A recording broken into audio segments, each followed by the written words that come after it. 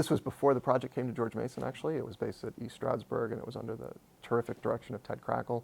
He had a team that took what were then pretty bulky, crude scanners right into the archives, and we'd gotten permission, and they would sit down and use the flatbed scanner, a technology that's 25 years old at this point. Nowadays, you would take a camera into the archive, and you would get a higher resolution, full color version. But this was one of the very first projects that even conceived of doing something like this.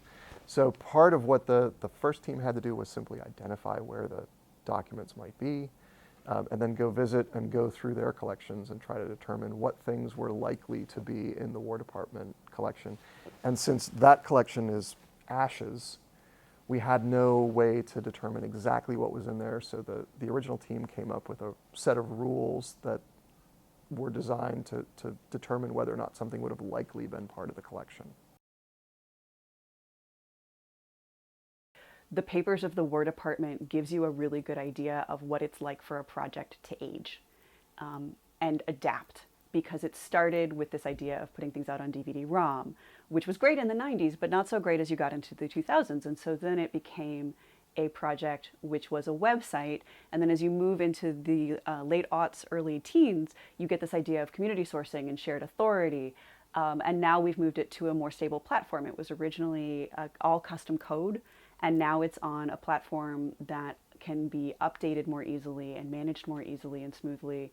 And so it's about the life cycle of a project and how do you move forward and keep something alive in the digital humanities. And I think that also, from a non-specialist perspective, just speaks to the fact that these aren't one-off. This isn't a flash in the pan, that you can make a digital humanities project that's still useful. It may not look exactly the same, but this project is like over a decade old and will still be around, hopefully, in a decade, as long as we still have computers, which I'm thinking we will. And so there are ways to keep these projects sustainable and keep them thriving and make them useful for decades. It's much more fun to do a project than to sit and listen to a lecture. And in the same way, if you're dealing with public audiences, it's much more valuable to them if they can engage with the sources in some way and engage with the history in some way than simply passively receiving the information. And that's something public historians are engaging with and trying to find solutions to in a variety of ways, because public historians work in such a variety of spaces, in museums and historic sites and corporations and independent scholars. And so you find different ways to make something engaging, whether it's just telling a good story or offering an interactive opportunity like transcribing.